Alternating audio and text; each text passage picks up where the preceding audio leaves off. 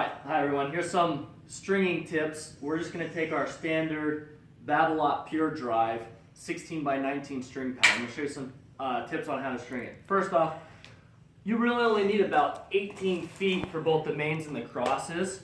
So when you're using a reel, I'm about a little bit over 6 foot. So I'm going to just go 3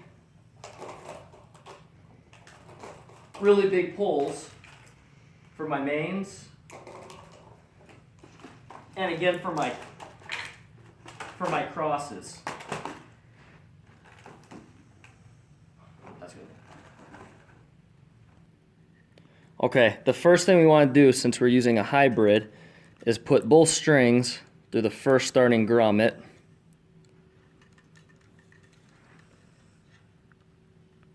And because we're doing a hybrid, all we need is the string to be the same length at the end. Right. I'm going to take it. I pull both of them at the same time.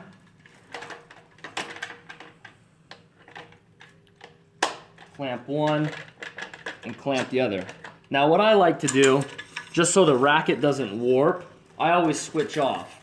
So I'm basically going to pull one here. And then, as soon as I pull the one, I'm going to go back and I'm going to pull 2 on the other side. And then I'm just going to keep switching. So I'm going to go 2, 2, 2, 2, until the very end when there's only one left to pull. So I'll pull these 2 real quick. As soon as I pull these 2,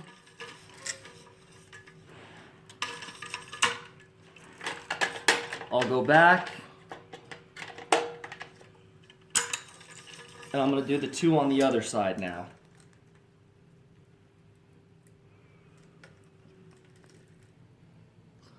Okay, one thing that I do is at the very end, you're going to have a little extra slack. So what I do is I'm actually going to go up 2 pounds in tension for the very final pull, just because you will have some slack left over from doing your knot. Go up 2 pounds. But it's very easy to forget, so make sure you make a mental note after you pull your second one that you instantly move it back down. Okay, since we only cut 18 feet, we don't have a ton of room to pull a bunch of string through. So I leave about 4 to 5 inches, and I make my first knot just with my hand. I get the rest of the string, and what I do, my tip for moving quickly is I actually string. I get a little tension, and then I string with my hands going up. And then sometimes I'll pull the string back down. It's just a little bit quicker, especially on that first one. And then I'll show you a little bit more tips as we get along. So what I do from here is I hold the knot with one hand, then I'll put the string, turn it a little bit, and then I'll pull so the knot doesn't get all the way into the grommet. And then I'll put the clamp on, undo it, then I go back and I make my second knot. Then you'll have to pull it again pretty tight, and instantly you're definitely going to want to cut the slack so it's not getting in your way. Now what I'm going to do is I'm going to string just one. I'm going to string one at a time until I pass where my clamps are. So like I said, I'll string up a little bit. I'll pull it, give myself some extra tension, and I like to work my way back down towards the grommet. once we get past these first couple, it makes it a lot quicker. And then when you're pulling, one thing what I was just doing, you want to make sure you leave some slack up. If you just pull the string straight through, it's really going to burn your mains. I use my thumb. You also have some tools. You could even use this and leave it at the top. But one thing you don't want to do, don't pull it straight, because that'll burn the string. Pull it. The other clamp off. This one. Back down. Rather than pulling the string all the way through, I just unclamp it real quick. Put it right back in. And this is the last one that I'm going to do before I show my little trick on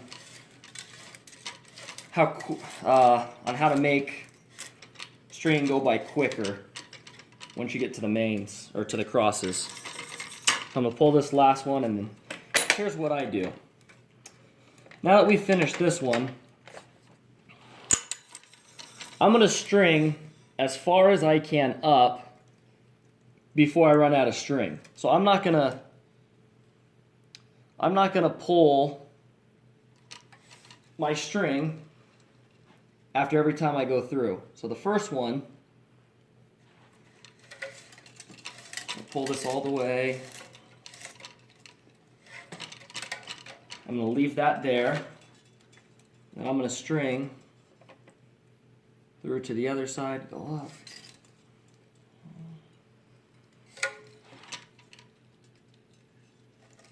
What I'm going to do is I'm going to leave enough string just so it fits into there when I get to it. So like I said, rather than stopping, dropping your string, pulling it, that takes a lot of time. So all I do, I just focus on stringing all the way up until I run out of string. And on only the first one you need to leave a lot of slack. After the first one, I only leave about 2 inches on both sides, just enough for me to pull it through. I'm going to just continue to do this all the way until when I'm out of string.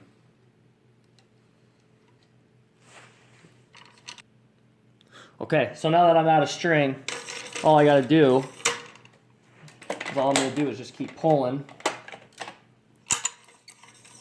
Push my finger up.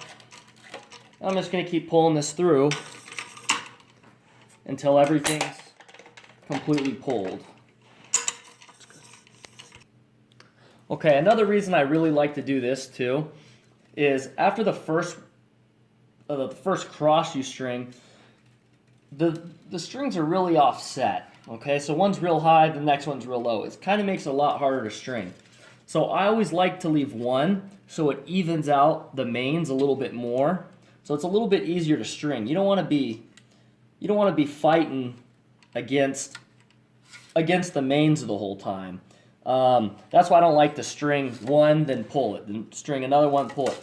Keep going all the way to the end. So once I run out of string, I stopped with one left, and I'll start the exact same process all the way until I get to about probably 1 or 2 strings left, and I just don't have that amount of string anymore. It's going to get a little bit tighter towards the bottom. You won't probably be able to string as fast. It's a little bit harder. Okay, now that we're on the last one, what I actually do is I just take all my string and I pull it through. It's very hard to weave them. I just use my finger to get under these, and I just kind of pull them one at a time. Give a little slack until the end, then I'll pull it through. But one thing you want to make sure you do again, because you are having to tie off a knot, there is a little extra slack at the end. To get that even tension all the way across, make sure you go up. I go up about 2 pounds again. That way if there's any extra slack on the knot, it kind of evens out since you went up 2 pounds, and then